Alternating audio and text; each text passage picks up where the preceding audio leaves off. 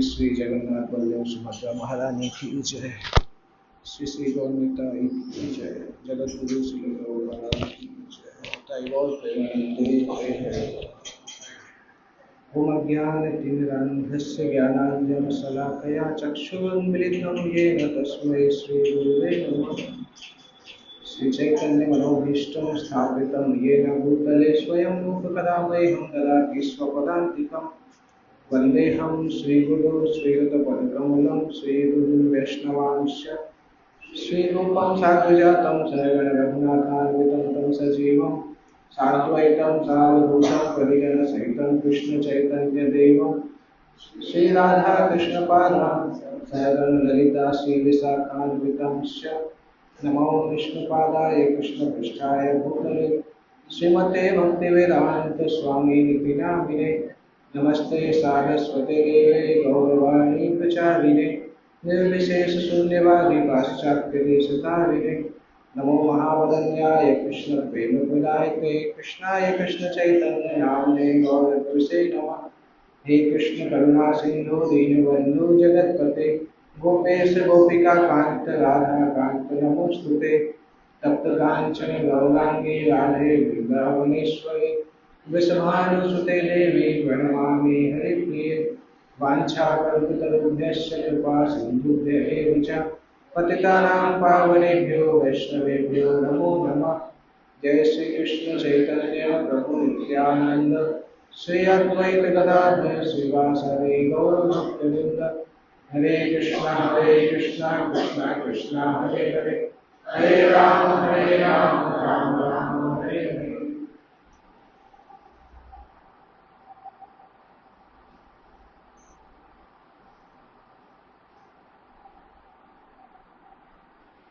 हरे Krishna. Last class में क्या discuss किया था?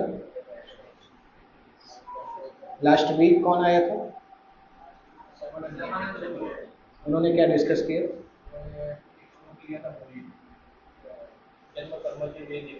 ओके। उसके पहले मेरी क्लास जब हुई थी तो उसमें क्या डिस्कस हुआ था?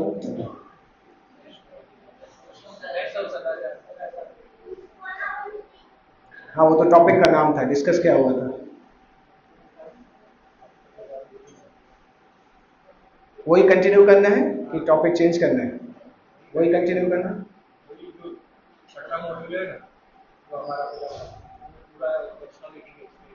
अच्छा, ओके। तो जहां तक किया था उसके आगे करते हैं। किसी का इतना तेज दिमाग है कि उसको याद है कहाँ पे एंड किया था? कोई है ऐसा बाहुबली यहाँ पर? कोई नहीं। हम स्लीपिंग को डिस्कस कर रहे थे। स्लीपिंग के बारे में डिस्कस किया था, उसके पहले स्नान के बारे में डिस्कस किया था।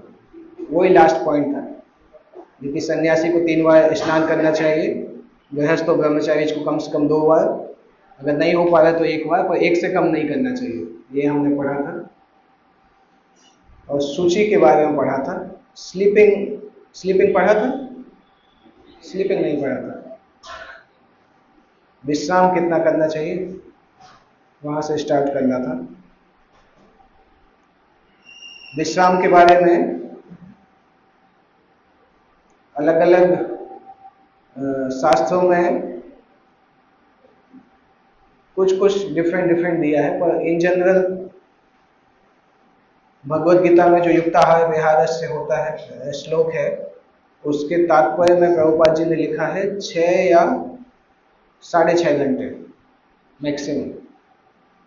दिन में नहीं बोल रहे, 24 घंटे में बोल रहे हैं। एक बार जब हम आए हुए स्टूडेंट्स को क्लास दे रहे थे MS यूनिवर्सिटी में, तो उसने बोला इतना तो हम दिन में सो ही जाते हैं। तो ये 24 घंटे की बात हो रही है, 6 से 6.5 घंटे। भागवतम में एक जगह जब प्रभुपाद जी लिखते हैं तो फिर लिखते हैं कि 7 घंटे तक भी चल सकता है। वो तात्पर्य याद है किसी को?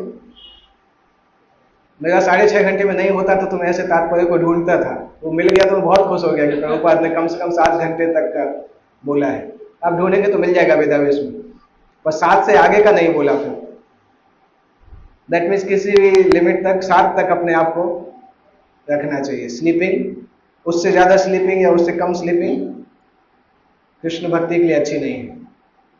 उससे ज्यादा सोते हैं तो वो आलस आने लगता है, उससे कम सोते हैं तो पागलपन आ सकता है, मतलब सोचने विचारने की शक्ति कम हो सकती है। इसलिए गीता में बताते हैं कि आहार विहार क्रियाओं, चेष्टा का मतलब मेंटेनेंस वर्क, और सामान्य कर्म, और सोना और जागना, इन सभी को युक्त करना चाहिए। युक्त का मतलब रेगुलेटेड करना चाहिए। रेगुलेटेड का एक मतलब भी है कि उसी टाइम पे करना चाहिए, जैसे खाने का।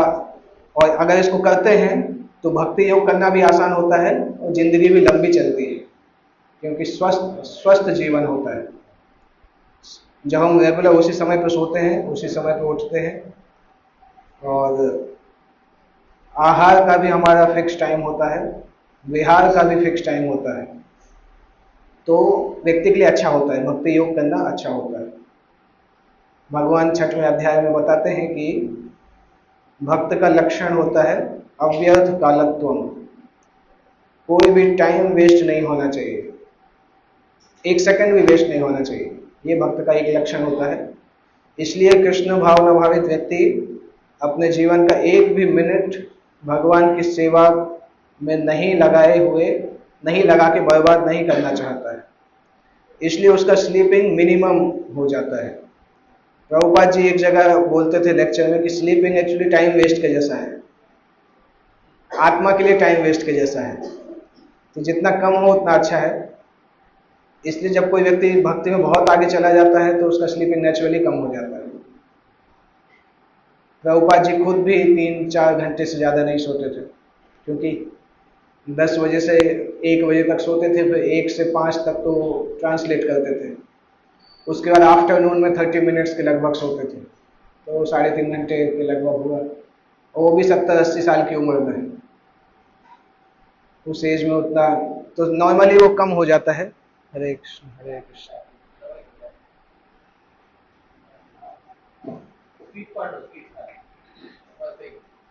और जो 6 गोस्वामी लोग थे जो वृंदावन में, वो कृष्ण की सेवा में इतने डूबे रहते थे कि 2 घंटे भी नहीं सो पाते थे। 1 घंटे 96 मिनट, मतलब 4 दंड का समय जो होता है उतना सोते थे। और कभी कभी उतना सोना भूल जाते थे क्योंकि माला में ज्यादा मन लग जाता था। कभी कभी 2-3 दिन नहीं सोते थे, फिर भूल जाते थे कि अरे सोना भूल गए, सो जाना चाहिए। हमारे साथ ऐसा कभी होता नहीं है, तो हमारा स्लीपिंग टाइम माला में ही पूरा हो जाता है। एक बार एक स्टूडेंट ने मुझसे पूछा, प्रभु जी मैं दिन में नहीं सोता। मैंने उसको यही पूछा, माला माला में पूरा नींद पूरा हो जाएगा तो दिन में कहाँ सोओगे? तो हम जब माला करते हैं तो उस समय सो लेते हैं, और 2 घंटे का जपा टाइम होता है, उसमें 1-1.5 घंटे निकाल लेते हैं, 4-5 माला हो जाती है, बाकी सोना हो जाता है, तो दिन में नींद कहाँ आएगी? पर ये गोस्वामी लोग थे, ये सोना भूल जाते थे, नाम करते करते सोना भूल जाते थे। चैतन्य चरितामृत में हमने वो घटना पढ़ी भी है कि माधवेंद्र पुरी लगातार जप करते रहे पूरी रात, ब्रह्म मुहूर्त में थोड़ा बहुत नींद आया, तो पूरी रात जप करते रहे, रात निकल गया, ध्यान नहीं आया कुछ कि रात कैसे निकल गया। वो स्थिति बहुत ऊपर है। एक्चुअली उन लोगों से कंपेयर करेंगे तो हम थोड़े ग्राउंड पे भी रहेंगे, कि नहीं तो अगर हम अपने जूनियर से ही कंपेयर करते रहते ना तो हमेशा मन में रहता है कि हम कितने एडवांस हो गए।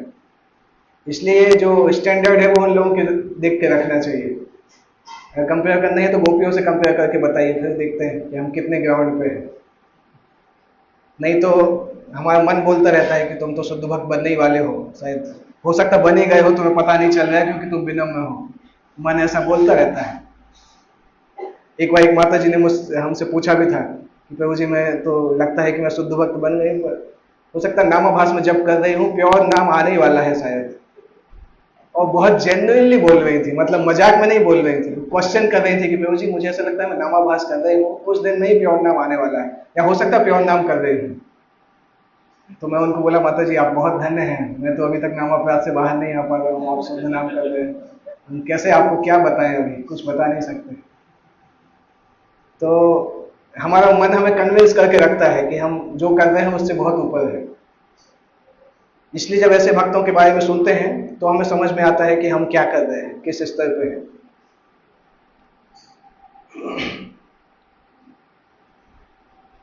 तो कृष्ण भावना भावित व्यक्ति कभी भी कोई ऐसा कार्य नहीं करता जो कृष्ण के इच्छा के विरुद्ध हो, इसलिए उसके कार्य हमेशा रेगुलेटेड होते हैं और इंद्रिय भोग के द्वारा प्रदूषित नहीं होते हैं।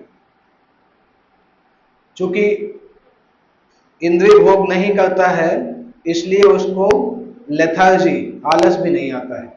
जितना भोग करते हैं उतना शरीर में आलस भी आता है, तो जितना भोग को कम करते हैं उतना आलस कम हो जाता है।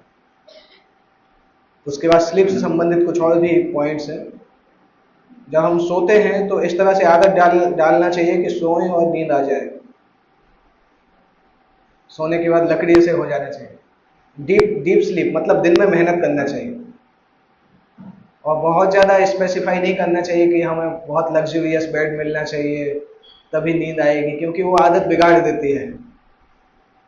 जीवन को बैलेंस रखने के लिए पहले तो आप देखेंगे इसी तरीके की चटाई में लोग सोते थे घर में, बहुत अच्छी नींद आती थी, परंतु अभी उस गद्दे में सोते हैं और नींद की दवाई खा के सोते हैं।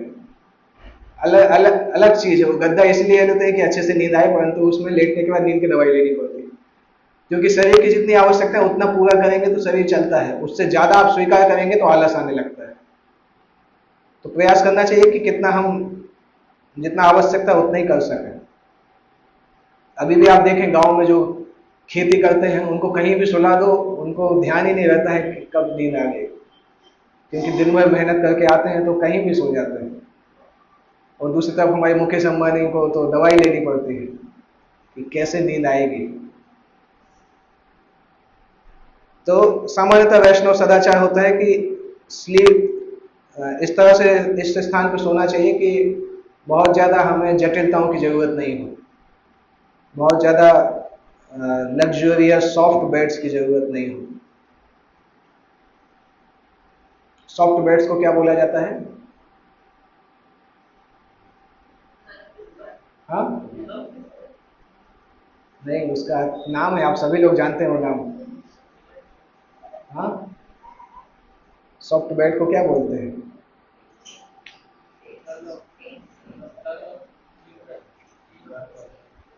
सॉफ्ट बेड्स को संस्कृत में कश्यपु बोलते हैं। हिरण्य कश्यपु का नाम सुना है? कश्यप का मतलब होता है सॉफ्ट बेड, हिरण्य का मतलब होता है गोल्ड। तो हिरण्यकश्यप का नाम इन्हीं दो शब्द से मिलकर बना है। जो गोल्ड के पीछे भागता है, सॉफ्ट बेड्स के पीछे भागता है, उसको हिरण्यकश्यप बोलते हैं। तो अगर हम सॉफ्ट बेड से आसक्त रहते हैं तो मिनी कश्यप बोला जा सकता है। चटाई पर सोना बहुत अच्छा है, या फिर कुछ ऐसा ऐसा है वो तखत है या उसके ऊपर बेड है, परंतु बहुत सॉफ्ट पे सोना अच्छा नहीं है। जब हम सोने के लिए जाते हैं तो नेचुरली हम तमोगुण के लिए समर्पण करते हैं। इसलिए कई बार ऐसा होता है कि दिन में बैड थॉट्स नहीं आते, परंतु सोने के बाद बैड थॉट्स आते हैं, क्योंकि तमोगुण का प्रभाव के कारण वो होता है। इसलिए जब हम सोने जाते हैं तो प्रभुपाद को प्रणाम करना चाहिए, नरसिंह प्रार्थना करना चाहिए और आध्यात्मिक गुरु और भक्तों को प्रणाम करके फिर सोना चाहिए। उसके कारण उनका आशीर्वाद होता है। परम पूज्य राधानाथ महाराज बताते हैं, उनका आदत है जब वो सोते हैं तो वृंदावन के सातों मंदिरों का दर्शन करने जाते हैं, मानसिक दर्शन। पैदल जाते हैं मंदिर में, एक का दर्शन करते हैं, फिर दूसरे का करते हैं, और सातों का दर्शन करते करते वो डोज ऑफ हो जाते हैं, नींद आ जाती है। तो इस तरह से कुछ आदत डालना चाहिए कि सोने के पहले हम कुछ स्तुति कर सकें। गजेंद्र स्तुति भी अच्छा होता है, नरसिंह स्तुति भी अच्छा होता है, या गुरु को प्रणाम करना, वैष्णव प्रणाम मंत्र बोल के सोना चाहिए। वो हमें प्रोटेक्ट करते हैं, स्वप्न बुरे सपनों से भी रक्षा करते हैं। जब हम इस तरह से कभी डिस्कस करते हैं ना, तो कुछ लोग बोलते हैं कि इतनी तपस्या तो ज़्यादा होती है, कैसे करेंगे। परंतु जब तपस्या इतना ज़्यादा लगता है तो ध्रुव महाराज की तपस्या को पढ़ना चाहिए। ध्रुव ने किस तरह से तपस्या की थी। ध्रुव पहले महीने में खाते थे, कुछ तो करते थे, लास्ट पहुंचते पहुंचते तक तो हवा ही लेते थे, केवल 12 दिन में एक बार हवा लेते थे।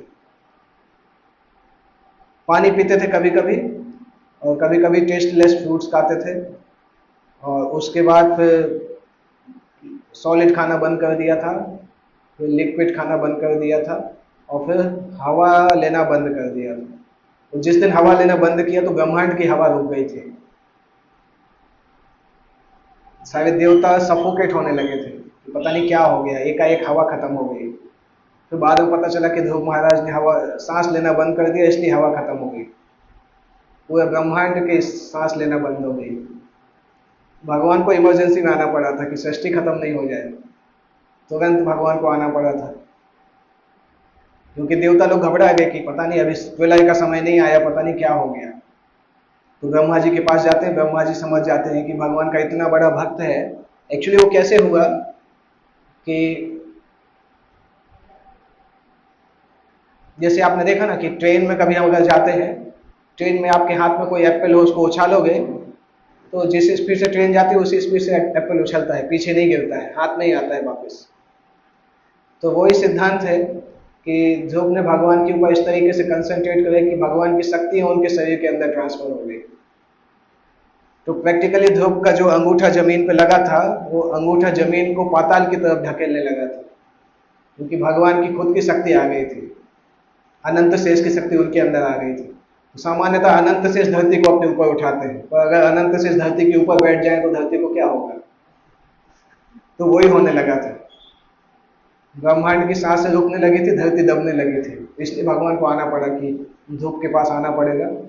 बहुत कठिन तपस्या, सामान्यतः उस तरीके की तपस्या नहीं कर पाते हैं, इसलिए ध्रुव का ये एक ऐसा एग्जाम्पल है जिसने 6 महीने के अंदर भगवान के दर्शन कर लिए। अदरवाइज ऐसे उदाहरण देखने नहीं मिलते हैं। हिरण्यकश्यपु ने तो 36,000 साल तक तपस्या किया था, तब ब्रह्मा जी के दर्शन मिले थे। कठिन तपस्या था, परंतु इतना फ्रूटफुल नहीं था। परंतु ये तपस्या 6 महीने में हो गया, 6 महीने में सफल हो गया। तो अगर किसी को ऐसा लगता है तपस्या कठिन है, तो ध्रुव की तपस्या पढ़ेंगे तो आसान लगेगा कि कम से कम ये तो करने के लिए नहीं बोल रहा है, नहीं तो कर ही नहीं पाते। इसी तरह से पृथु महाराज की तपस्या, वो पढ़ेंगे तो भी घबरा जाएंगे, ह्यूमनली इम्पॉसिबल जैसा लगता है कि कोई कैसे इतना कर सकता है। और भी तपस्या है भगवान कृष्ण के माता पिता वृष्णि और सुतपा, उन्होंने 10,000 साल तक केवल सूखी पत्ती खाते थे, बस दिन में एक बार। 10,000 साल तक सूखी पत्ती खाते थे।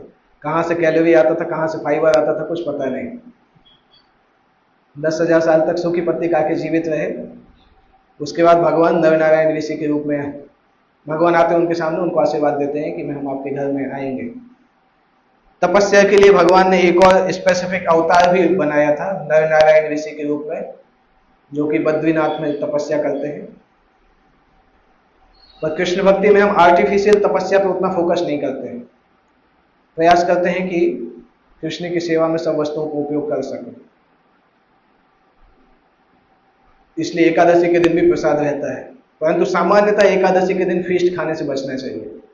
अच्छा नहीं है, क्योंकि हर दिन फीस्ट खाते हैं, एकादशी के दिन भी खाएंगे तो भगवान बोलेंगे कि उनको उंगली दिया तो हाथ पकड़ने लगेंगे।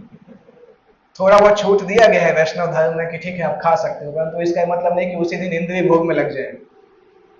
अभी आप देखो कई पुस्तक आते हैं कि 200 रेसिपीज ऑन एकादशी, पुस्तक आती है एकादशी के दिन पिज्जा कैसे बनाना है, एकादशी के दिन पास्ता कैसे बनाना है। ये सब एकादशी पर थोड़ी खाया जाता है। शरीर को बचाने के लिए खाना चाहिए, बाकी 14 दिन है खाने के लिए। एकादशी के दिन ये रेसिपी बनाने की क्या जरूरत है? उससे क्लियरली पता चलता है कि भोग की इच्छा रुक नहीं रही, इसलिए एकादशी के दिन भी कुछ ना कुछ तो खाना ही है। तो वो सिद्धांत को बिगाड़ देता है। एकादशी का जो फास्टिंग का सिद्धांत है वो बिगाड़ देता है। इसलिए कम से कम एकादशी के दिन थोड़ा सांत्वना रखनी चाहिए कि पेट अभी शांत रहो, जो खाना है कल मिल जाएगा। खाना भी है तो बेसिक चीजें खाएं। उस दिन कम से कम थोड़ा जीभ को नियंत्रित करके रखें, अदरवाइज एकादशी का मतलब नहीं है। सामान्यतः आयुर्वेद के हिसाब से भी देखा जाए, महीने में 2 बार फास्टिंग करना डाइजेशन के लिए अच्छा होता है। क्योंकि बॉडी को जब अगर लगातार हम भोजन करते रहते हैं तो बॉडी हमेशा डाइजेशन की तरफ ही जाती है, डाइजेशन में लगे रहते हैं, और डाइजेस्टिव सिस्टम को कभी भी ब्रेक नहीं मिलता है। डाइजेस्टिव सिस्टम को जब ब्रेक मिलता है तब बॉडी जो है टॉक्सिक जो वो होते हैं, टॉक्सिक कोशिकाएं जो होती हैं उसको बॉडी खत्म करना चालू करती है, जलाना चालू करती है। वो तभी हो सकता है जब व्यक्ति कम से कम 18-20 घंटे तक कुछ नहीं खाए। इसलिए वैदिक शास्त्र में बताया है कि फास्टिंग करना चाहिए 15 दिन में एक बार। महीने में 2 बार फास्टिंग करते हैं तो फिर अलग से हमें वेट लॉस प्रोग्राम ये सब नहीं करना पड़ता है, क्योंकि टॉक्सिन जो होता है, जो फैट होता है, वो अपने आप बॉडी कंज्यूम कर लेता है। जब डाइजेस्टिव सिस्टम रुक जाता है तो बॉडी उसके ऊपर फोकस करता है। तो एकादशी उसी लिए बनाया गया है। उसका आध्यात्मिक कारण तो है, आध्यात्मिक कारण ज्यादा इंपॉर्टेंट है, परंतु ये सारी चीजें उसमें इंक्लूडेड है आध्यात्मिक कारण में। तो एकादशी फास्टिंग में प्रयास करें कि कितने से हमारा चल जाए। एक बार खाने से चल जाता है तो अच्छा है, फल खाने से चल जाता है तो अच्छा है, नहीं चलता है तो 2 बार भी खा सकते हैं, परंतु टेस्ट के पीछे नहीं भागना चाहिए। एकादशी के दिन कम से कम उतना तो भगवान के लिए कर ही सकते हैं, कम से कम 15 दिन में एक बार उतना तो कर ही सकते हैं। मैं देखा कहीं कहीं एकादशी पिज्जा मिलता है, बहुत आश्चर्य हुआ। अमेरिका में एकादशी पिज्जा मिलता है, हर मंदिर में एकादशी के दिन पिज्जा मिलता है, जू में भी मिलता है। कि ठीक है मिलता तो है, परंतु भक्तों को तो थोड़ा समझना चाहिए कि क्या जरूरत है उसकी, आवश्यकता नहीं है। दूसरे दिन पिज्जा खा ही सकते हैं, अगर एकादशी पिज्जा खाना है तो दूसरे दिन बना के खा ही सकते हैं, कोई ने रोका नहीं है। पर एकादशी के दिन ही क्या जरूरत है उसकी। तो इसलिए कृष्णा कॉन्शियसनेस में आर्टिफिशियल रिनंसिएशन पर फोकस नहीं किया जाता है, परंतु तब भी ध्यान रखना चाहिए कि भगवान की सेवा के लिए क्या ज्यादा उपयुक्त है। क्योंकि युक्त वैराग्य एक बहुत खतरनाक सिद्धांत है। युक्त वैराग्य सिद्धांत में अगर वैराग्य प्राप्त नहीं हुआ है तो युक्त वैराग्य इंद्रिय भोग में बदल जाता है। ज्यादातर हम इंद्रिय भोग यही बोल के करते हैं कि हम तो सब कुछ कृष्ण के लिए यूटिलाइज कर रहे हैं, वो केवल बाहर से बोलते हैं, अंदर से हमें पता है कि हम भोग करना चाहते हैं। बाकी लोगों को चीट कर सकते हैं, अपने आप को चीट कैसे करेंगे? अंदर से पता होता है कि हम भोग कर रहे हैं। वो तो युक्त वैराग्य का सिद्धांत बाहर ही बोलने के लिए होता है, क्योंकि शास्त्र बताते हैं युक्त वैराग्य का सिद्धांत उन्हीं लोगों के लिए अप्लाई होता है जिन्होंने वैराग्य को प्राप्त किया है। शास्त्र ये क्लियर बताते हैं कि आप युक्त वैराग्य तभी कर सकते हो जब आपने वैराग्य को प्राप्त किया है। क्योंकि अगर अटैचमेंट है, आसक्ति रहती है, और युक्त वैराग्य को प्राप्त करते हैं तो आसक्ति खत्म नहीं होती, वो भोग में बदल जाती है। इसलिए अगर युक्त वैराग्य पालन करना है तो पहले वैराग्य को प्राप्त करना चाहिए, तब युक्त वैराग्य आ सकता है। प्रभुपाद जी बताते थे कि अगर हम अपने शरीर को बहुत ज्यादा पैम्पर करते हैं तो भक्ति करने का डिटर्मिनेशन हृदय में आता नहीं है, और टू मच बॉडी पैम्पर करने से घमंड भी आता है। एट द सेम टाइम अगर शरीर को ही हमेशा देखते रहेंगे तो भूल जाएंगे कि शरीर किस लिए दिया गया था, गोल भूल जाएंगे और शरीर में ही लगे रहेंगे। तो वैसे ही हालत होगी जैसे कोई व्यक्ति कार चलाने गया पर भूल गया कहाँ जाना है, तो दिन भर सिटी में घूमता ही रहा, वैसे ही हालत हो जाएगी। अगर गोल नहीं पता है तो बॉडी चलती रहेगी। वही हो रहा है ज्यादातर लोगों के साथ। आप दादर स्टेशन पे जाओगे, आपको जमीन ही नहीं दिखाई देती, केवल काले से दिखाई देते हैं, इतने लोग रहते हैं। और किसी को भी रोकने का प्रयास करो, बोलते नहीं बहुत टाइम नहीं है, बिल्कुल भागो भागो, बात भी करने के लिए तैयार नहीं। कहाँ भाग रहे हैं पता नहीं, और भागते भागते जिंदगी निकल जाती है, प्राण निकल जाते हैं, रुक जाता है शरीर। तो शरीर को इतना पैम्पर करेंगे तो कृष्ण भक्ति का गोल भूल जाते हैं कि भगवान के पास जाना भी है कि नहीं। इसलिए स्लीपिंग का ये समय रखा गया है कि शरीर को जितना मेंटेनेंस की जरूरत है वो 6-7 घंटे में हो जाता है।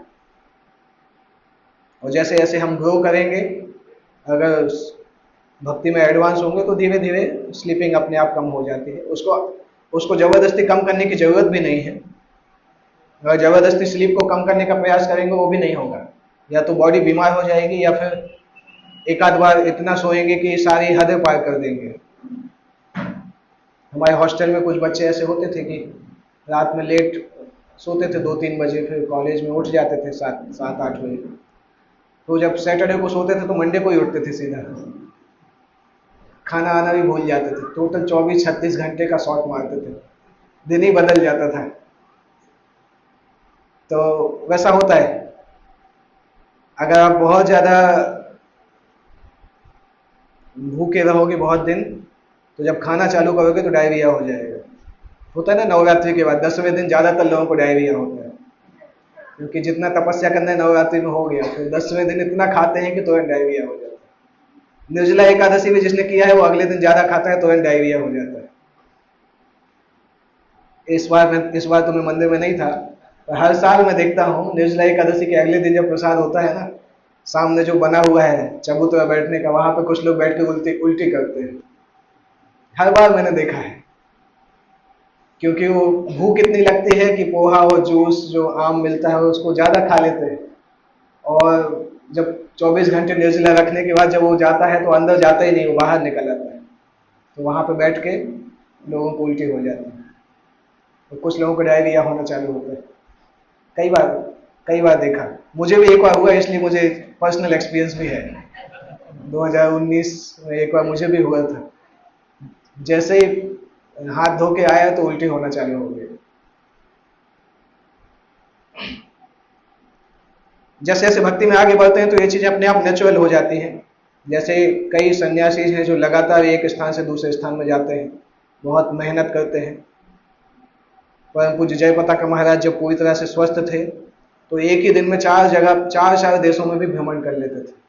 एक देश में भागवतम क्लास, दूसरे देश में संडे फीस्ट क्लास, फिर इवनिंग क्लास, फिर नाइट क्लास।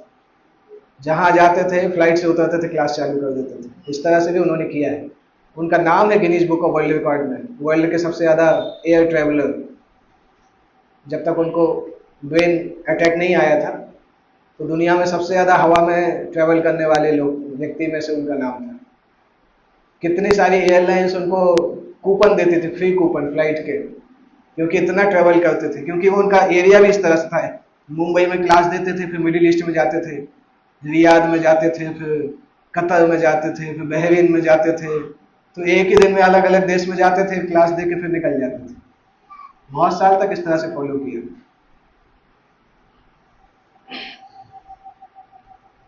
और जब हम सोते हैं तो सोना भी कृष्ण की खुशी के लिए चाहिए। अभी ये क्वेश्चन आता है, कृष्ण की खुशी के लिए कैसे सोए? ये क्या कहलाता है? कृष्ण की खुशी के लिए सोना क्या कहलाता है? ताकि अगले दिन फ्रेश होके सेवा कर सके। अच्छे से सोएंगे तो अगले दिन फ्रेश होके सेवा करेंगे। कभी कभी जब रात में लेट हो जाते हैं हमारे बगल में कोई ऐसे भक्त फंस जाते हैं जिनको खुराटे आता है, तो पूरा रात डिस्टर्ब हो जाते हैं, फिर दूसरे दिन जब माला करने बैठते हैं तो नींद आता है।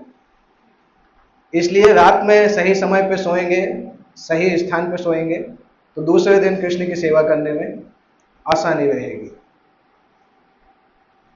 तो वो कहलाता है कि हम कृष्ण की सेवा के लिए सोना चाहिए। सोने में भी अगर ज्यादा समय हम लेफ्ट साइड से सोते हैं तो ज्यादा अच्छा है, हेल्थ के लिए अच्छा है। LSD बोला जाता है उसको, LSD मतलब लेफ्ट साइड डाउन। जब सोते हैं लेफ्ट साइड से सोना ज्यादा अच्छा है। सीधे सोने में हेल्थ के लिए उतना अच्छा नहीं होता है, सीधे सोने से घबराहटें भी ज्यादा आती है। राइट साइड सोना भी उतना ठीक नहीं है, पर लेफ्ट सबसे अच्छा होता है। तो बेस्ट है लेफ्ट साइड सोना।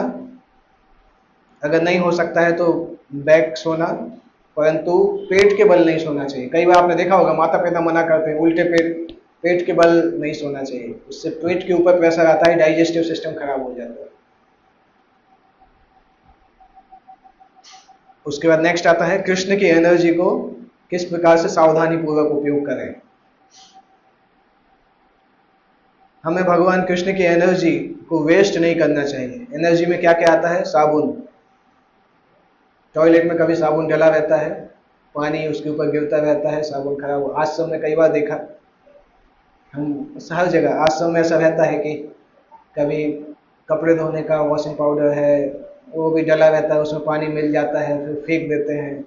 कभी साबुन डला रहता है, कभी कोई ट्रांसेंडेंटल भक्त आते हैं उसी पे पैर भी रख देते हैं, गिर भी जाते हैं, तो साबुन वहीं रहता है, एज इट इज वहीं रखा रहता है। तो कृष्ण की एनर्जी वेस्ट होती है। सोप, टूथपेस्ट, कभी कभी आदत होती है टूथपेस्ट को हम जब वो निकलना बंद हो जाता है तो फेंक देते हैं, या थोड़ा कम हो जाता है तो फेंक देते हैं। पर आप देखो टूथपेस्ट में बहुत चीज बहुत बचा भी रहता है। तो भगवान कृष्ण की एनर्जी है। ऐसा नहीं कि ये सब चीजें हमने अपने पैसे से खरीदा है तो कैसा भी यूज कर सकते हैं। हमारा पैसा भी कृष्ण की एनर्जी है, वो भी कृष्ण से ही आता है।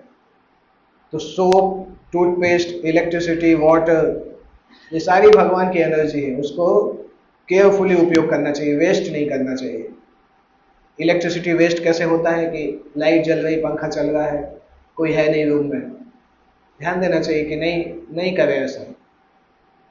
एक इंडिया में बहुत चीज होती है, ज्यादातर नल खराब रहते, पानी बहता रहता है, कोई ध्यान भी नहीं देता, वो भी अच्छा नहीं है। वाटर वेस्टेज अच्छा नहीं होता है। प्रभुपाद जब मायापुर में एक बार घूम रहे थे तो मायापुर कैंपस के बाहर गए थे तो उन्होंने देखा था एक नल चालू था। तो प्रभुपाद ने उनके शिष्य से बोला कि उस नल को बंद करो। शिष्य ने बोला प्रभुपाद हमारा तो है नहीं, वो तो दूसरे मंदिर का है। प्रभुपाद ने उसको जवाब देने की बजाय खुद ही जाके नल बंद किया। प्रभुपाद ने बोला किसी का भी वो है तो कृष्ण का, पानी तो कृष्ण का है, उसका वेस्ट नहीं होना चाहिए। भगवान कृष्ण का पैसा जो है वो भी बहुत ध्यान से उपयोग होना चाहिए। जब पूछते हैं, जब हमें कोई चीज खरीदने की इच्छा हो तो याद रखना चाहिए कि आवश्यकता है कि केवल मन में ही इच्छा है।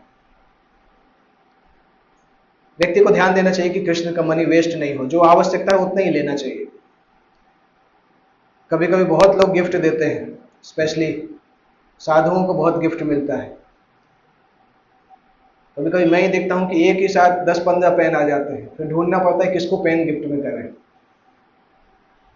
तो मैं नॉर्मली इस प्रकार से रखता हूं कि एक ऐसा जगह है जहां पे गिफ्ट आइटम्स रखे हैं, तो किसी का भी बर्थडे आता है, कोई सामने दिख गया तो वो आइटम्स दे देते हैं। उसमें कभी ये गलती नहीं करना चाहिए कि जिसने हमें गिफ्ट किया था उसी को वापस कर दें, नहीं तो थोड़ा खराब लगता है, पर किसी और को दे सकते हैं। एक बार मुझसे गलती हुई थी, क्योंकि अब दिमाग उतना हमेशा वो नहीं होता है। जिस भक्त ने दिया था वो पहचान गया, प्रभु जी मैंने ही आपको दिया था, आप मुझे वापस कर दो। तो मैं उनको बदल के बोला कि अभी आप चूज कर लो आपको क्या चाहिए। पर इन जनरल अगर हम उपयोग नहीं कर रहे हैं तो उसको रखने की जरूरत नहीं है, क्योंकि अलमारी में हम डालते रहते हैं ना, कई बार सोचते हैं बाद में उपयोग होगा, बाद में कभी उपयोग नहीं होता है, वो अलमारी में ही वजन बढ़ता रहता है। जब कभी महा क्लीनिंग करते हैं तो सारी चीज निकल के आती है, ऐसा लगता है हम सोचते थे यूज करेंगे, परंतु कभी यूज नहीं होता है। तो देखना चाहिए, अगर कोई चीज हमने 3 महीने तक यूज नहीं की, मतलब जिंदगी में कभी यूज नहीं करेंगे, तो उसको दूसरे को दे देना चाहिए। जब हमें लोग गिफ्ट देते हैं हम एक्सेप्ट करते रहते हैं, एक्सेप्ट करते हैं, डेंजरस है, क्योंकि हम जब ज़रूरत से ज़्यादा एक्सेप्ट करते हैं तो कृष्ण की एनर्जी वेस्ट होती है। और फिर हम मांगते हैं कि नया अलमारी खरीदना है। हमारे रूम में ऐसा हुआ था एक बार, हमारे आश्रम में जो रूम है ना, उसमें एक अलमारी भरती थी, फिर भक्त बोलते हैं दूसरी अलमारी खरीद के लाते हैं, दूसरी भी खरीद के लाए, एक आध साल बाद वो भी भर गई, फिर तीसरी खरीद के लाते हैं। फिर मैं बोला ऐसे पूरे रूम में अलमारी हो जाएगी, हम लोग कहाँ रहेंगे। फिर मैं बोला उन सब अलमारी को खोलो, देखो क्या क्या रखा है। तो आधे से ज्यादा सामान फेंक गया, क्योंकि काम का नहीं था, जो मिलता था डाल देते थे अंदर। तो उसके बाद अलमारियों को खाली कराया। तो उसका कोई लिमिट नहीं है, अगर हम एक्सेप्ट करते रहेंगे, रखते रहेंगे, सब वेस्ट होता रहता है। इससे अच्छा जिसको आवश्यकता है उसके पास जाएगा तो अच्छा है।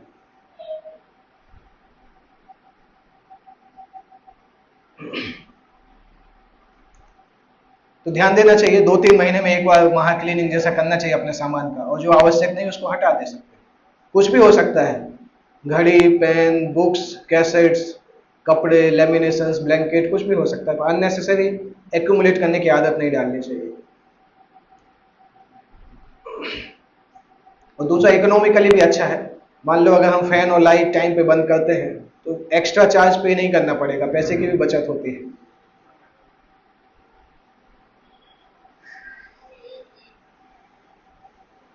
जैसे हमने डिस्कस किया था कि साबुन को भी वेस्ट नहीं करना चाहिए। वो कैसे वेस्ट होता है, कई बार जब हम कैजुअल रहते हैं तो सोप बॉक्स में बहुत सारा पानी भर के रख देते हैं, पानी फेंकते नहीं है उसमें, तो साबुन पानी में ही फ्लोट करता रहता है। और पानी में साबुन फ्लोट करता है तो घुलता रहता है। मान लो 2 दिन तक साबुन उसी में फ्लोट करता रहेगा तो धीरे धीरे सोप जो है पेस्ट में बदल जाएगा, पेस्ट में बदल जाएगा तो फेंक देते हैं, तो काम नहीं होता है, थ्रो हो जाता है। मेन चीज है, उनको ज्यादा समस्या होती है जो कमाते नहीं है। जो कमाते नहीं है उन्होंने कभी सीखा नहीं कि पैसा कितना कठिनाई से आता है, इसलिए उनको वेस्ट करना बहुत आसान होता है। और जब खुद कमाते हैं तब एक एक आटे दाल का भाव पता चल जाता है। इसलिए कभी कभी साधुओं में समस्या पाई जाती है, क्योंकि कमाते नहीं है ना, तो ये समस्या पाई जाती है, कभी कभी दिखाई देती है कि चीज़ों को कैजुअली उपयोग करते हैं। नहीं करना चाहिए, क्योंकि अल्टीमेटली कृष्ण का कनेक्शन है, कृष्ण की वस्तुएं वेस्ट होती है, इसलिए केयरलेस नहीं बनना चाहिए। प्रभुपाद जी को पसंद नहीं था कि उनका दरवाजा कोई एकदम जोर से आवाज से बंद करे। तो उनका सर्वेंट आते थे, तो सर्वेंट आते थे, वो जाते समय दरवाजे को बंद करना भूल जाते थे। तो दरवाजा ऐसा, विदेशों में ऐसे दरवाजे रहते हैं वो अपने आप बंद होने वाले, जब अपने आप बंद होता है तो बहुत तेजी से आवाज आती है। तो प्रभुपाद कई बार डांटते थे, चिल्लाते थे। एक बार प्रभुपाद ने बोला, जब इस प्रकार से दरवाजे बंद होने की आवाज आती है, ऐसा लगता है मुझे हार्ट अटैक हो जाएगा। तो अगर तुम लोग मुझे मारना चाहते हो तो ऐसे दरवाजे बंद करो, नहीं तो ठीक से दरवाजे बंद करना चाहिए। केयरलेस नहीं रहना चाहिए। अल्टीमेटली केयरलेस रहने से, देखो अगर हमारी केयरलेस रहने की आदत है तो भक्ति में भी केयरलेस ही रहेंगे, क्योंकि वो आदत सब जगह काम करती है। एक आदत जब पड़ती है तो सब जगह काम करती है, सेम सेम आदत होती है। जो व्यक्ति इररिस्पॉन्सिबल है वो सेवा में भी इररिस्पॉन्सिबल रहेगा। उसको आप कुछ बोलोगे तो, आप कुछ समय बाद पूछोगे तो बोलेगा प्रभु जी भूल गए, अभी कर देते हैं। तो इसे इररिस्पॉन्सिबल रहेगा। तो कुछ समय बाद व्यक्ति सोचता है उसको बोलने की बजाय खुद ही कर लो तो अच्छा है। कई ऐसे भक्त होते हैं जिनको हम देख के बहुत प्रेम कर पाते हैं पर ट्रस्ट नहीं कर पाते, क्योंकि जब भी उनको कोई सेवा दिया, इतना खतरनाक तरीके से सेवा किया कि मन में आता है अगली बार से आप करना ही मत, मैं ही कर लूंगा। तो वैसा नहीं बनना चाहिए कि कोई भक्त हमें सेवा देने से डरने लगे कि यार उसको सेवा दो, तो खतरनाक होता है सेवा। इररिस्पॉन्सिबल केयरलेस बिहेवियर रहता है, तब इस प्रकार से चीजें होती है।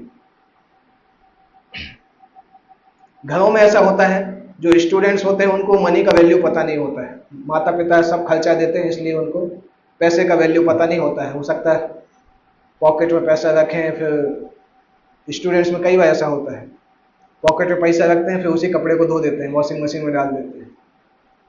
जब वो नोट फटा हुआ निकलता है तब याद आता है कि इसके अंदर नोट रखा था। पहले तो उसको टेप लगा के रख देते थे, आजकल टेप वाला चलता नहीं है, पहले टेप लगा लगा के यूज करते थे उसको।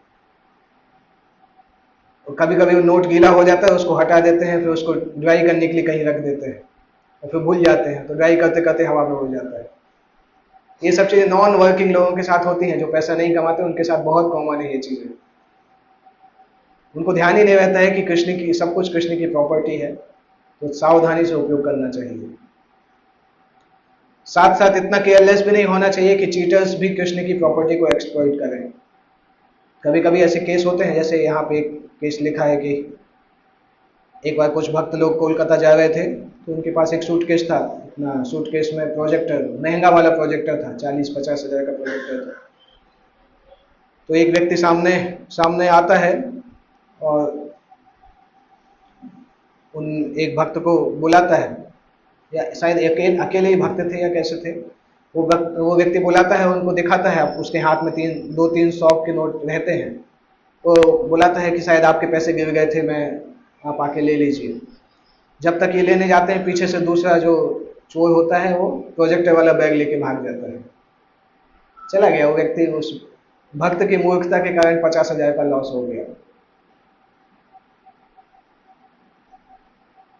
इसी तरह से एक बार कुछ भक्त थे, बुक्स का कार्टून लेके जा रहे थे, दरवाजे के किनारे में बुक्स रखी थी, और रात में सबको नींद आ गई। सुबह उठे तो सारी बुक्स गायब थी, 10-20 हज़ार के कार्टून गायब हो गए। तो इररिस्पॉन्सिबल बिहेवियर है, अल्टीमेटली कृष्ण का पैसा जाता है। तो एक भक्त को कृष्ण की प्रॉपर्टी को उस तरीके से रक्षा करना चाहिए जैसे आईलिड्स जो है वो आंखों की रक्षा करते हैं। आईलिड्स को हिंदी में क्या बोलते हैं? हाँ, पलकें। जिस तरह से पलकें आंखों की रक्षा करती हैं, उसी तरह से भक्त को कृष्ण की प्रॉपर्टी की रक्षा करनी चाहिए। पलकें बहुत एक्सपर्ट तरीके से रक्षा करती हैं, हल्का सा भी कुछ लगता है पलकें अपने आप बंद हो जाती हैं। इतना कम रिएक्शन टाइम होता है ना कि हमें आदेश भी नहीं देना पड़ता है, वो बाय डिफॉल्ट चलता है। बाकी चीजों को तो हाँ आदेश देना पड़ता है, पर पलकें हमारे आदेश देने के पहले ही काम कर लेती है। ठीक उसी तरीके से कृष्ण की प्रॉपर्टी की रक्षा करनी चाहिए। साथ साथ अननेसेसरी मनी स्पेंड करने पे भी ध्यान देना चाहिए कि जैसे भारत में सामान्यतः लोग बहुत ज़्यादा प्राइस पहले बोलते हैं, तो अगर कोई व्यक्ति कॉशियस नहीं है और उसी प्राइस से जाता है तो वो ठगा जाता है। इसलिए इंडिया के बाहर प्रभुपाद जी अपने शिष्यों को सब्जी वब्जी लेने भेजते थे, इंडिया में नहीं भेजते थे, क्योंकि अमेरिकन शिष्य थे, उनको जितना बोला दे के आ जाते थे। प्रभुपाद बहुत डांटते थे, तुम लोग पैसे वेस्ट करते हो। तो एक बार प्रभुपाद अपने शिष्य को लेके जाते हैं, कौन थे? रामानुज प्रभु थे साथ में, दिल्ली के बाजार में, चांदनी चौक के बाजार में अपने शिष्य को लेके सब्जी के लिए जाते हैं। सब्जी और कुछ कुछ आइटम था, तो कोई एक आइटम उसने बोला 40 रुपए किलो है, तो शिष्य ने तो नोट निकाल लिए, दे देते हैं 40 रुपए। प्रभुपाद ने गुस्से में उसकी तरफ देखा तो उसने नोट अंदर रख दिए। फिर प्रभुपाद ने बोला 15 रुपए से ज्यादा नहीं दूंगा। वो दुकानदार भी घबरा गया है, 40 की जगह 15 बोल रहे हैं। दुकानदार ने बोला नहीं, इतने में नहीं चलेगा। प्रभुपाद ने बोला ठीक है मैं जाता हूँ। तो थोड़ा नोक झोंक हुआ, फिर बाद में 20 रुपए में लेके आ गए प्रभुपाद। फिर प्रभुपाद ने शिष्य को समझाया कि तुम अगर इंडिया में सीखोगे नहीं तो हमेशा ठगे जाओगे। वो इंडिया के लिए है, क्योंकि बाहर तो फिक्स प्राइस में रहता है, ज्यादातर डीमार्ट, वो वॉलमार्ट, इन सब जगह पे चेंज नहीं होता। पर इंडिया में विशेष लीला होती है, बार्गेनिंग की लीला जो है ना, इंडिया में दिखाई देती है, इंडिया के बाहर नहीं दिखाई देती। मेरी नानी बहुत एक्सपर्ट थी बार्गेनिंग करने में, पता नहीं कैसे उनका साहस आता था बोलने का। मैं एक बार बचपन में अपनी नानी के साथ गया था शॉपिंग करने के लिए, तो 200 रुपए का कुछ स्वेटर था, उन्होंने प्राइस ही बोला 60 रुपए। दुकानदार की भी आंखें खुल गई कि मैंने 200 बोला, इन्होंने 60 बोला। वो भी घबरा गया, उसने फ्लैटली मना कर दिया। और बाद में 15-20 मिनट तक बातचीत होती रही, बाद में 80 रुपए में लेके आ गए। तो मुझे भी लगा इतना तो मुझे हिम्मत ही नहीं होगा बोलने का, 200 रुपए की चीज को 60 रुपए कैसे बोल सकते हैं? बहुत जिगर चाहिए उसको बोलने के लिए। तो वो केवल इंडिया में जो रूटेड लोग हैं ना, वही समझ सकते हैं। और प्रभुपाद जानते थे कि इंडिया में ऐसा चलता है, इसलिए प्रभुपाद इन चीजों को ध्यान देते थे। इंडिया में जो मेजर जो चीजें होती थी, प्रभुपाद वेस्टर्न डिसाइपल से नहीं कराते थे, क्योंकि उनको पता था इंडियन लोग इनको देख के ठग लेंगे। और बाद में रहते रहते सीख गए प्रभुपाद के शिष्य कि इंडिया में इसी तरह से काम होता है। तो अभी वो लोग जानते हैं, पर इनिशियली नहीं जानते थे। अगर इन सब चीजों को ध्यान नहीं देंगे तो अननेसेसरी कृष्ण का मनी वेस्ट होता है। कभी कभी आश्रम में ऐसा भी होता है, ठीक है, कोई स्पॉन्सर कर रहा है तो चल जाता है, और स्पॉन्सर भी कर रहा है तब भी मनी को वेस्ट नहीं कर सकते, क्योंकि चाहे हमारा मनी हो, चाहे आपका मनी हो, चाहे किसी डोनर का हो, अल्टीमेटली कृष्ण का मनी है, उसको वेस्ट नहीं किया जा सकता। इसलिए जब भी कभी ऐसा होता है ना कि आश्रम में ऐसा देखा जाता है, कभी कभी जब मंदिर से ऐसा होता है, अरे इतना महंगा है मत खरीदो, तो तुरंत आंसर आता है, फिर मुझे स्पॉन्सर करा लेते हैं। वो कोई इश्यू नहीं है एक्चुअली, स्पॉन्सरशिप कोई एक्सक्यूज नहीं है कि स्पॉन्सरशिप के नाम पे हम सब कुछ, कोई भी चीज को वेस्ट कर सकते हैं। अगर स्पॉन्सरशिप 10,000, स्पॉन्सर जो है वो 10,000 रुपये देने के लिए तैयार है, परंतु इसका ही मतलब नहीं कि आपको 10,000 खर्च ही करना है। अगर आपको अच्छी चीज 5-6 हज़ार में मिलती है तो ले लेना चाहिए, 10 जबरदस्ती खर्च करने की जरूरत नहीं है। स्पॉन्सर को बोल सकते हैं कि 4-5 हज़ार बच गया है, बाद में आप दे दीजिएगा। परंतु जब स्पॉन्सर का मनी आता है ना, तो फिर वो दिखता नहीं है, फिर लगता है 10,000 तो खर्च होने ही चाहिए, क्योंकि हम उसको कृष्ण से के साथ कनेक्शन नहीं समझ पाते हैं कि कृष्ण से इसका क्या कनेक्शन है। प्रभुपाद बताते थे कि भक्त को गंभीर भी होना चाहिए, सिंपल भी होना चाहिए, प्योर हार्टेड होना चाहिए, ईमानदार भी होना चाहिए, इनोसेंट भी होना चाहिए, परंतु दूसरे के द्वारा ठगे नहीं जाना चाहिए। ये सारे गुण होना चाहिए, परंतु इस लिमिट तक नहीं होना चाहिए कि हम संसार में क्या चल रहा है वो ही नहीं जान पाए, कोई भी आके हमें ठग ले। उस तरीके से इनोसेंट नहीं होना चाहिए। प्रभुपाद खुद बहुत श्रूड थे इन चीजों में। प्रभुपाद जानते थे किस तरह से, जैसे जब प्रभुपाद अमेरिका से इंडिया आए थे पहली बार 1967 में, तो न्यूयॉर्क में एक बिल्डिंग खरीदने की बात चल रही थी। न्यूयॉर्क में डाउनटाउन में एक बिल्डिंग खरीदनी थी, और बिल्डिंग मतलब वो शायद बिल्डिंग नहीं होगी, कुछ होगा, रूम या कुछ ऐसा होगा। $5,000 उसका इनिशियल डाउन पेमेंट जैसा था, और फिर उसके बाद कुछ पेमेंट था। तो जो मिस्टर प्राइस नाम से एक व्यक्ति थे, जो कि बीच में ओनर था और बीच में एक कंसल्टेंट था जो कि डील कराना था। तो प्रभुपाद इंडिया आने के पहले मिस्टर प्राइस से मिले थे, और एक बार मिस्टर प्राइस से मिलकर प्रभुपाद समझ गए थे कि बहुत चालू आदमी है। तो प्रभुपाद इंडिया आने के पहले अपने शिष्यों को बोल के गए थे कि जब तक मैं नहीं आऊं तब तक खरीदना मत। पर प्रभुपाद जब इंडिया आ गए तो मिस्टर प्राइस ने उनके शिष्यों को क्या बोलना चालू किया कि आपके गुरुजी एक्चुअली भारत से हैं, उनको पता नहीं अमेरिका में काम कैसे होता है, इसलिए वो इस तरह से बोल रहे हैं। अभी तो वो है नहीं, अभी आप लोग अभी खरीद लीजिए, नहीं तो टाइम चला जाएगा, फिर किसी और के पास चला जाएगा।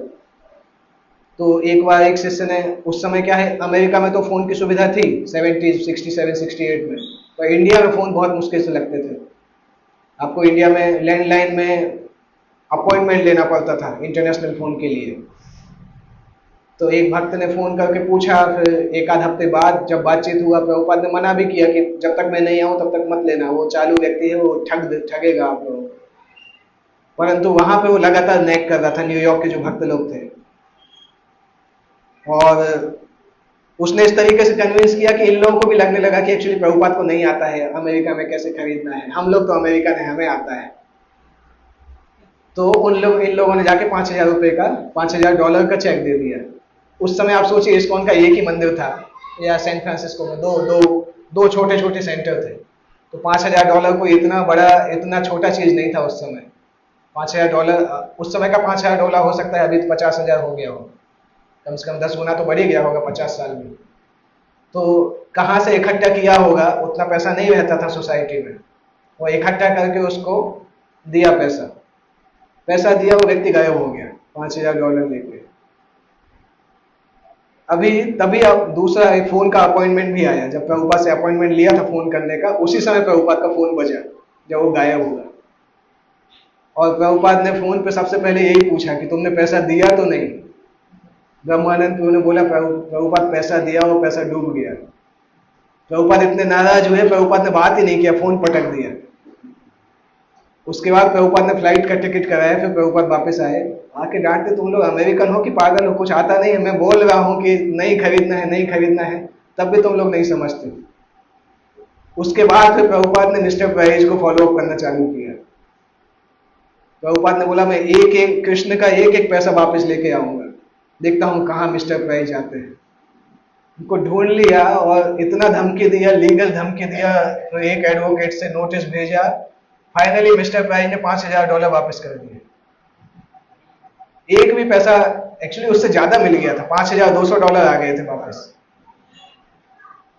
तो प्रभुपाद फिर बहुत डांटे कि तुम लोग केवल नाम के लिए अमेरिकन हो, तुम्हें कुछ आता नहीं है, कोई भी तुम्हें बुद्धू बना देता है। तो उतना समझ होना चाहिए कि हम किसी के द्वारा भी ठगे नहीं जाए। तो जनरली डिवोटीज में उतना समझ होना चाहिए। इसी तरह से मिस्टर नायर मुंबई में प्रभुपाद को चीट करने का प्रयास कर रहे थे, तो खतरनाक केस हुआ था। वो तो उनका वकील भी आया, फिर उनके गुरुजी भी आए। गुरुजी बोलते हैं तुम्हारे प्रभुपाद के पास शायद कोई मोहिनी शक्ति है। क्या है, मिस्टर नायर, उनकी पत्नी, उनके गुरुजी प्रभुपाद से मिलने आए डील के बारे में। वो बोल के आए थे नहीं नहीं प्रभुपाद की बात मत मानना। प्रभुपाद ने गुरुजी से बोला गुरुजी शायद आपको नींद आ रही है, आप बहुत थके हुए हैं, जाके रेस्ट कर लीजिए। और गुरुजी जाके रेस्ट करने लगे। वो सो गए। उतनी देर में प्रभुपाद ने नायर से पता नहीं क्या बात किया, वो नायर की पत्नी मान गई, ठीक है हम आपको दे देंगे। बाद में गुरुजी आते बोलते हैं कि मैं मना किया था, क्यों किया? तो बोलते पता नहीं स्वामी जी, इस तरीके से बोल रहे थे कि हमें लग रहा था कि हाँ बोलने के अलावा कोई ऑप्शन ही नहीं है।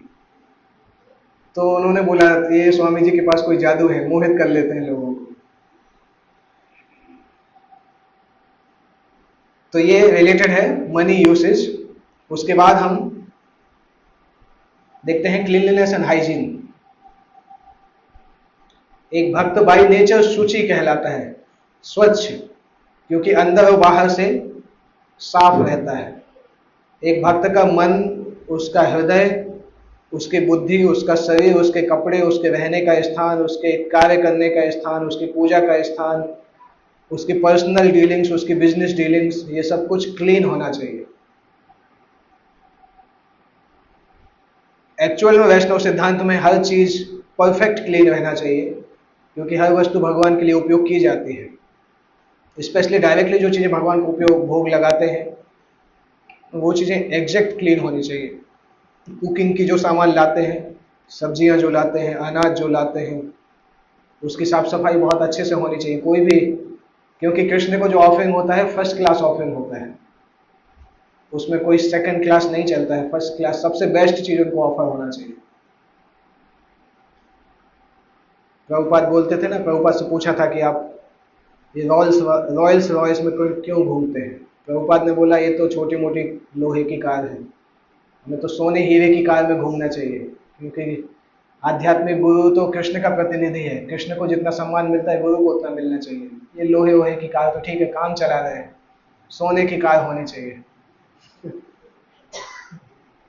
तो भगवान और गुरु का सम्मान बेस्ट तरीके से होता है, जो बेस्ट हम कर सकते हैं उतना करना चाहिए।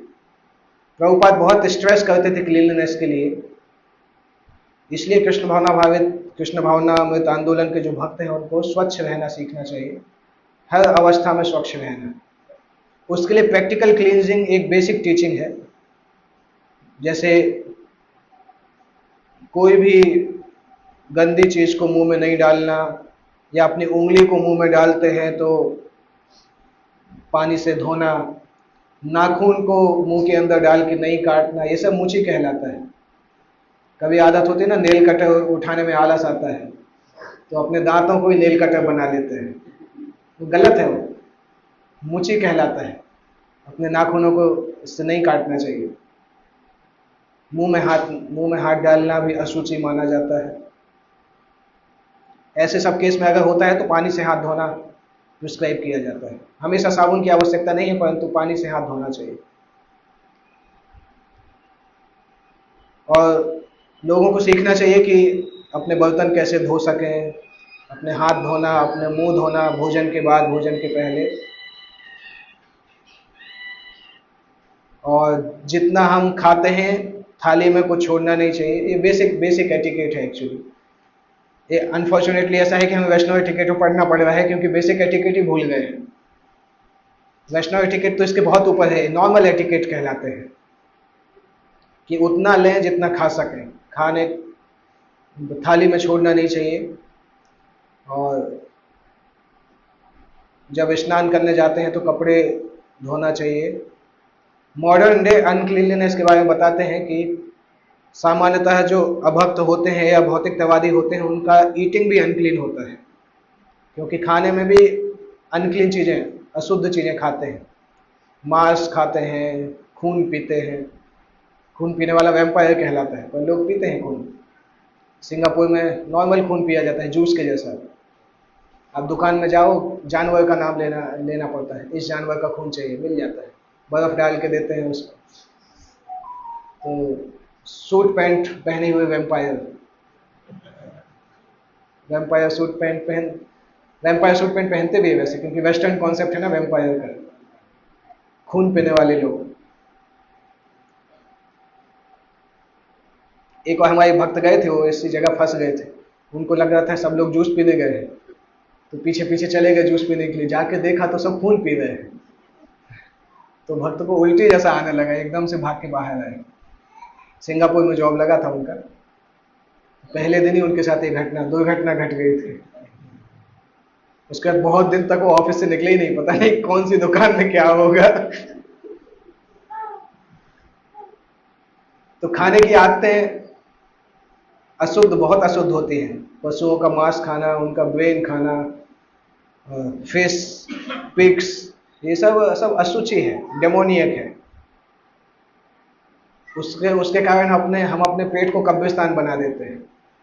कब्रिस्तान में लाशों को दबाया जाता है, हम अपने पेट में ही लाशों को डालते रहते हैं, तो पेट के अंदर कब्रिस्तान बन जाता है। और जब भूत परेशान करता है, एक्चुअली खुद ही भूत बन जाते हैं। भूत परेशान कैसे करेगा, इतने तमोगुण में जाते हैं कि खुद ही भूत जैसे बन जाते हैं।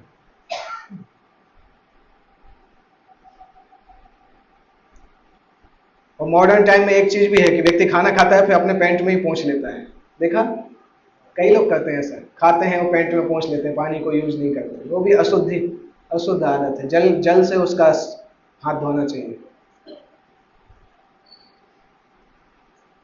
मॉडर्न बाथरूम में भी आप जाओगे तो नीचे वो कारपेट पूरे फ्लोर पे लगा रहता है, तो कारपेट हमेशा के लिए अशुद्ध रहता है। इंडिया में वो कल्चर अभी भी नहीं आया है, पर इंडिया के बाहर आप देखोगे हर कंट्री में वॉशरूम में कारपेट लगा रहता है। आप सावर लेके आओगे, उसी कारपेट पे पैर रखोगे, फिर अशुद्ध हो जाओगे। जब मैं जाता हूँ यूएस यूके में, बहुत कठिनाई होती है। वो पूरे कारपेट से बचना है तो आपको उछल उछल के चलना पड़ता है कि कारपेट पे पैर नहीं रखो, क्योंकि नहाने के बाद सब जगह कारपेट बिछा हुआ है और पूरा कारपेट अशुद्ध है। क्योंकि वही कारपेट जहाँ पे लेटरिन का स्थान होता है वहां पे भी वही कारपेट लगा है, नहाने में भी वही लगा है। तो आप नहा के निकलोगे फिर अशुद्ध हो जाओगे। बहुत कठिन होता है। तो और भक्तों को भी नहीं पता रहता है, पूरे टॉयलेट में कारपेट लगाते हैं। मैं कई बार डांट देता हूँ, ये समझना तो चाहिए आप लोगों को, इतना चीज भी नहीं आता है। सिंपल कॉन्सेप्ट है, इंडिया में ये सब जानते हैं लोग, परंतु वहां पे कठिन होता है। तो आप हमेशा ही अशुद्ध रहते हैं प्रैक्टिकली। लोग चाहे नहाओ नहीं नहाओ हमेशा अशुद्ध रहते हैं, क्योंकि उसी के ऊपर से चल के जाना पड़ता है। और मॉडर्न बाथरूम तो एक्चुअली बहुत ऐसे बनाए जाते हैं कि व्यक्ति जिंदगी उसी में गुजार सके, इस तरह से बनाया जाता है। उसी में मैगजीन वैग भी लगाते हैं, उसी में टेलीविजन भी छोटा सा लगा देते हैं, और ऐसा प्रमोट करते हैं कि घंटों घंटों वहीं बैठो। और लोग बैठते भी है, कई बार 2-2 घंटे बाथरूम से निकलते ही नहीं है। तो अजीब सा फैशन है। इतना बड़ा घर बनाया परंतु वॉशरूम में 2-3 घंटे बैठते हैं, क्या जरूरत है उसकी। इंडिया में रियलिटी होता है, वॉशरूम इतना गंदा रहेगा कि आदमी भाग ही जाएगा। और इंडियन कल्चर में आपको वास्तविकता का दर्शन करा दिया जाता है कि भौतिक संसार में उससे भाग जाओ, ज्यादा रहना नहीं है। इसलिए इंडियन टॉयलेट में जाओगे तो व्यक्ति ज्यादा रह ही नहीं सकता, वो भाग ही जाएगा, क्योंकि ज्यादा उसको सुविधाएं दे दोगे तो बाहर नहीं निकलता है। इसलिए इस तरह से रखा जाता है कि आपको संसार की वास्तविकता का दर्शन होता रहे। वो वैदिक कल्चर है।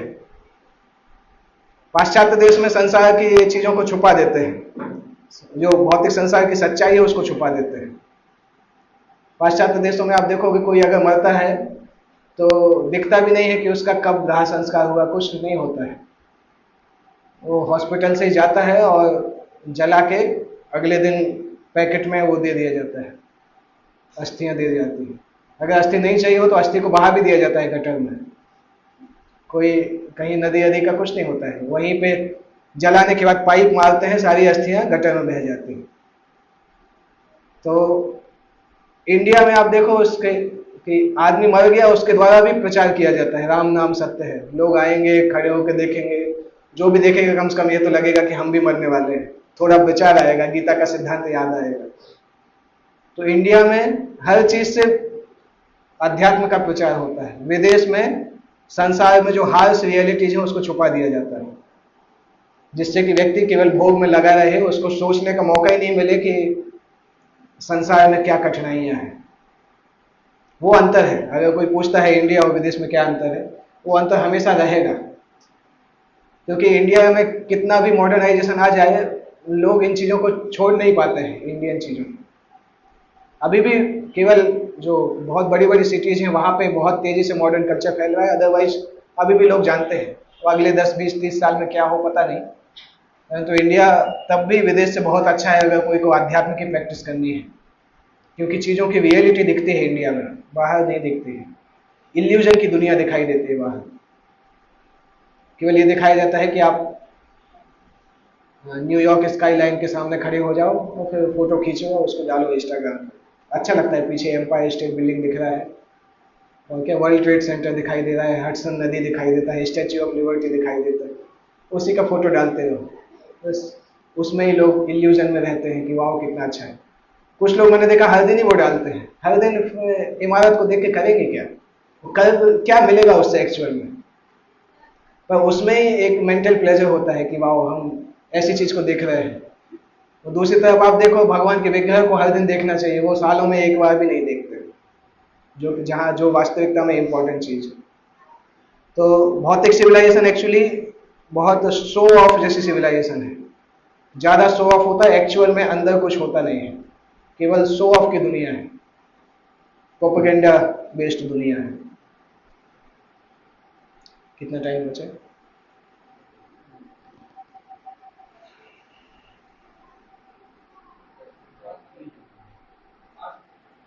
किसी को कोई प्रश्न पूछना है?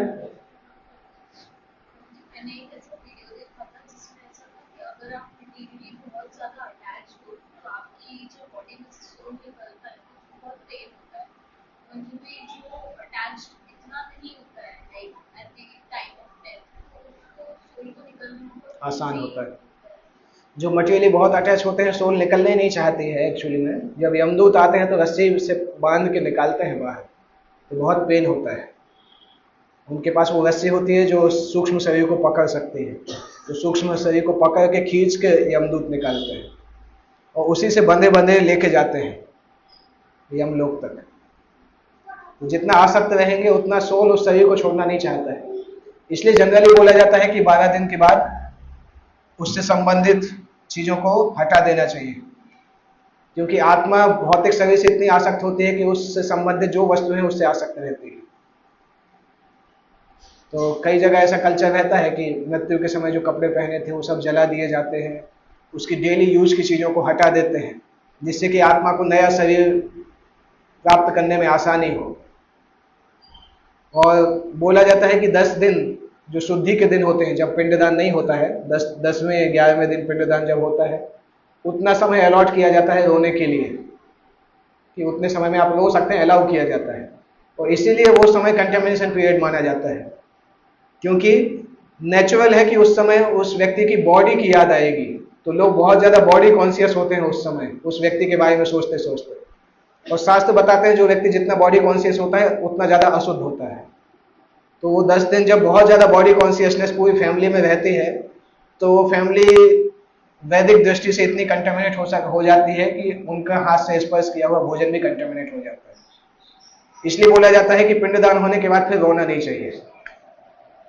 जितना रोएंगे आत्मा को, क्योंकि आत्मा एक बार जाती है उसके बाद वापस आती है, फिर पिंडदान स्वीकार करने के बाद फिर जाती है, पर उस समय भी अगर रोते रहेंगे तो फिर आत्मा को नेक्स्ट शरीर मिलने में कठिनाई होती है। तो जो टाइम रिजर्व किया गया है 10-12 दिन, उस समय आप विलाप कर सकते हो, उसके बाद हमें याद रखना चाहिए कि आत्मा की अलग जर्नी है और शरीर जा चुका है, और फिर जिंदगी स्टार्ट करनी चाहिए। ओके, और कोई प्रश्न है?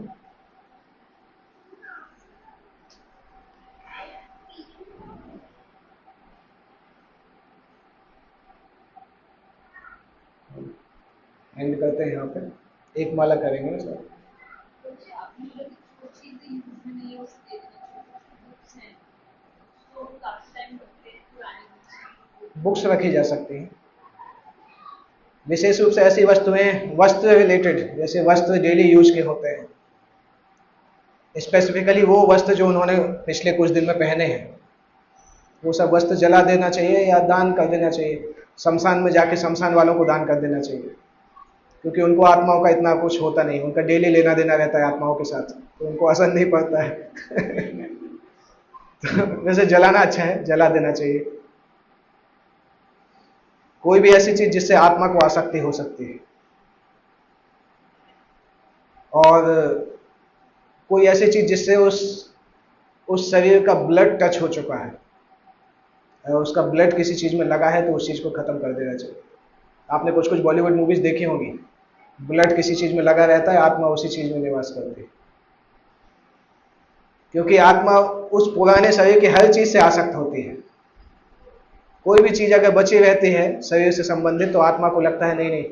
इनफैक्ट मैंने एक स्टोरी भी, ऐसी स्टोरी मतलब वो घटना ही है, मेरे सामने घटना हुई थी, भक्त के जीवन में घटना हुई थी। मैं डर गया था, मैं डायरेक्टली प्रेजेंट नहीं था परंतु सुन के ही डर गया था।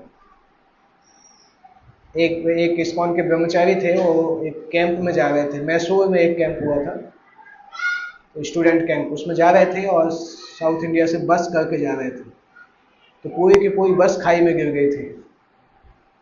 और वो उनकी डेथ इस प्रकार से हुई थी कि वो ड्राइवर के पीछे, ड्राइवर के बगल वाली सीट में थे या कहाँ पे थे, तो जब वो गिरे थे तो जो वो होता है गोल स्टीयरिंग, हाँ, स्टीयरिंग उनके पेट के अंदर घुसा हुआ था, स्टीयरिंग ने पेट को दो टुकड़े कर दिए थे, इस तरह से उनकी मृत्यु हुई थी। और उनको लेने गए थे भक्त लोग, पुलिस में वो हुआ, उसके बाद जब उनको मॉर्ग रूम में रखा था, जलाने के लिए ले जाने वाले थे, फैमिली का वेट कर रहे थे, तो उस समय जो भक्त मॉर्ग रूम में गए थे उनकी हालत खराब हो गई थी। जिस तरह से हम देखते हैं ना टेलीविजन में कि लाइट चालू होना बंद होना चालू हो जाती है, तो उसी तरह से होना चालू हुआ था मॉर्ग रूम में।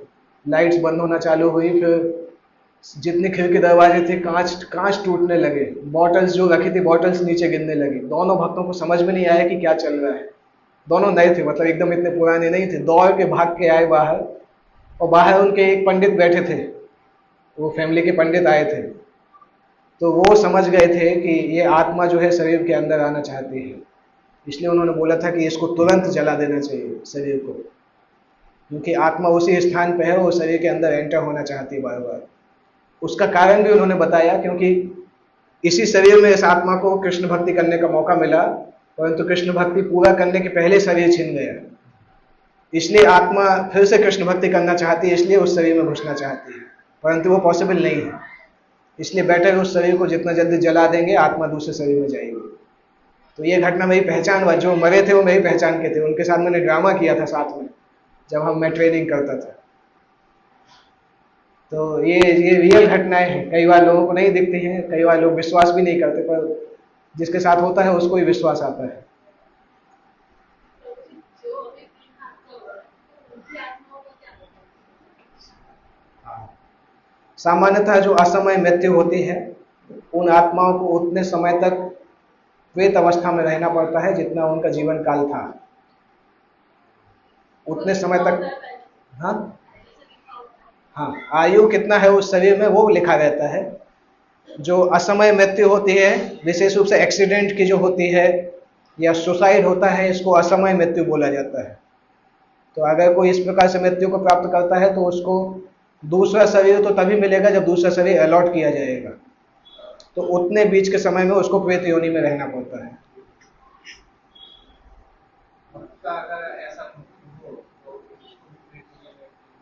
कितना भक्ति किया है उस पर डिपेंड करता है। अगर भक्ति की बिगिनिंग अवस्था में है तो होता है, अगर भक्ति में थोड़ा उसने अच्छे से भक्ति किया है तो उसको अगला शरीर जल्दी मिल जाएगा।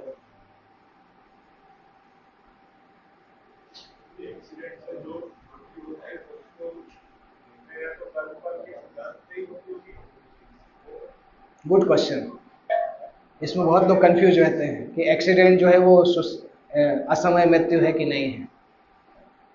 मैं दो पर्सपेक्टिव से समझाता हूँ। ब्रह्मा जी के हिसाब से कोई भी असमय मृत्यु नहीं होती है। ब्रह्मा जी जो सृष्टि के कर्ता है, उनकी डिक्शनरी में कोई अकाल मृत्यु जैसा कोई शब्द इन जनरल नहीं रहता है, क्योंकि जो भी मृत्यु होती है ब्रह्मा जी की नॉलेज में होती है। तो उस सेंस में देखा जाए तो अकाल मृत्यु नहीं कहलाती है।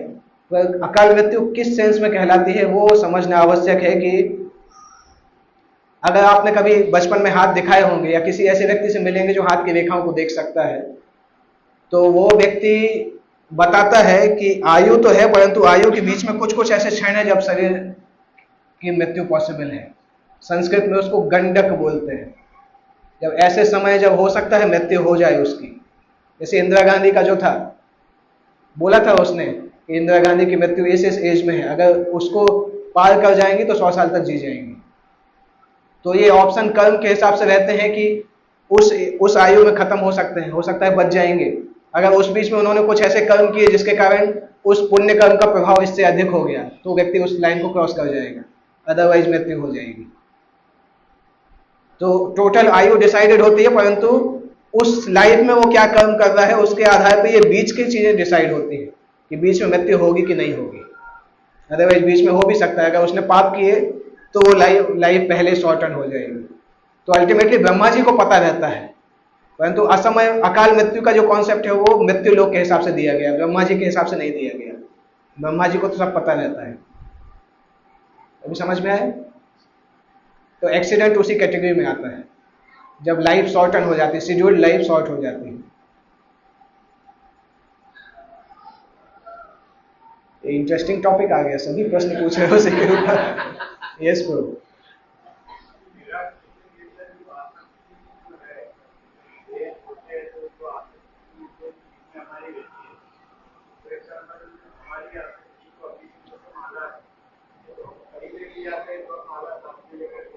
हाँ,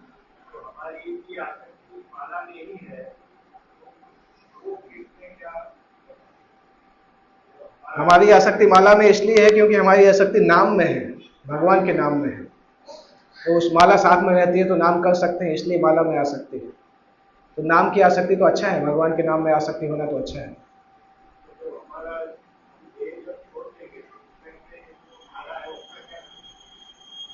हम कुछ नहीं करेंगे, हमारे बाद जो करेंगे वो करेंगे। वो क्या करेंगे? सामान्यतः माला को पवित्र नदियों में बहा दिया जाता है। तो अगर हम बहुत बड़े आचार्य बन गए तो माला को हमारी समाधि पर रखा जाएगा। तो सबके साथ नहीं होगा, ज्यादातर उसको। एक और चीज है कि किसी दूसरे वैष्णव को दिया जा सकता है। अगर कोई नया भक्त है, माला उसको दिया जा सकता है, नदी में नहीं बहाए तो उसको दिया जा सकता है।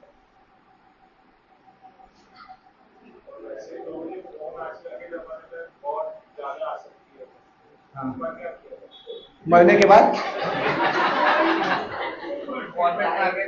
मरने के पहले कि मरने के बाद? मरने के बाद फोन ऐसे आ सकती है कि सभी को चाहिए वो आ सकती है, तो मरने के बाद आपको टेंशन लेने की जरूरत नहीं, कोई ना कोई ले ही लेगा उसको।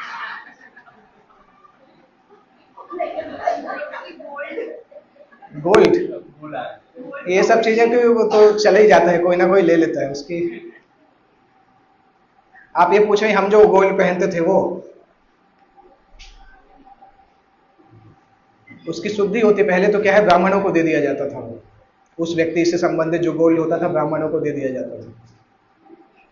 और सामान्यतः उसकी शुद्धि की जाती है, कुछ ऐसी शास्त्रों की क्रियाएं हैं जिसके द्वारा उसकी शुद्धि करके दूसरा व्यक्ति धारण कर सकता है।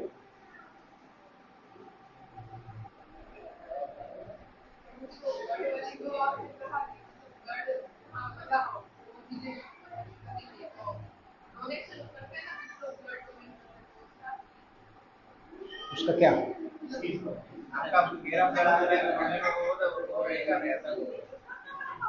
किया है, इसके अंदर चला गया तो मतलब वो आत्मा उस शरीर में घुस जाएगी जिसको ब्लड डोनेट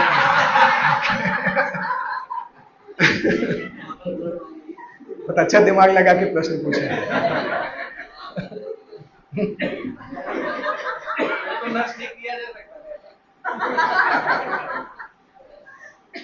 वो अलाउड है, उससे आसक्ति नहीं होती, क्योंकि वो दूसरे शरीर में उपयोग हो रहा है ऑलरेडी।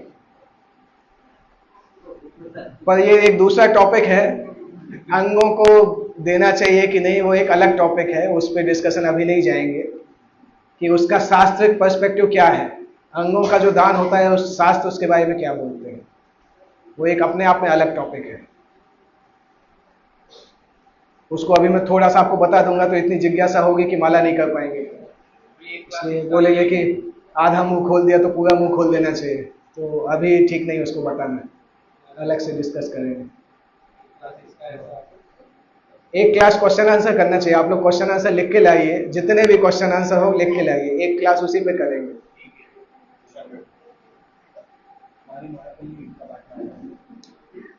इसको बंद कर दीजिए।